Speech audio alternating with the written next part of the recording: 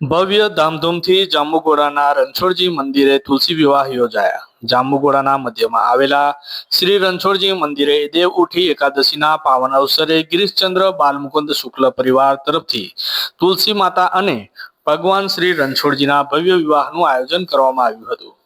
આ ધાર્મિક ઉત્સવમાં મોટી સંખ્યામાં ગ્રામજનો અને ભક્તો ઉત્સાહભેર જોડાયા હતા.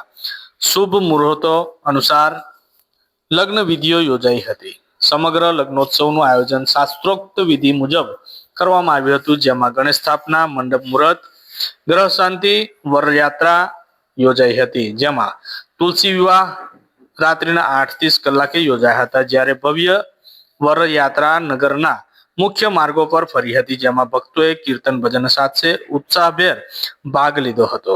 રાત્રિના સમયે ભૂદેવો દ્વારા શાસ્ત્રોક્ત વિધિથી ભગવાન અને તુલસીજીના લગ્નની વિધિ ખૂબ જ ધામધૂમપૂર્વક સંપન્ન થઈ હતી. આ ભવ્ય અને પવિત્ર પ્રસંગમાં પંચમહાલ જિલ્લા ભાજપા પ્રમુખ મયંકકુમાર દેસાઈ ખાસ ઉપસ્થિત રહ્યા હતા. આ લગ્નોત્સવમાં જાંબુઘોડાના ખૂબ જ મોટી સંખ્યામાં ગ્રામજનો અને ભક્તો ઉપસ્થિત રહીને ભગવાનના વિવાહના સાક્ષી બન્યા હતા અને ધન્યતા અનુભવી હતી. સમગ્ર વાતાવરણ ભક્તિમય અને ઉત્સવપૂર્વ બની રહ્યું હતું.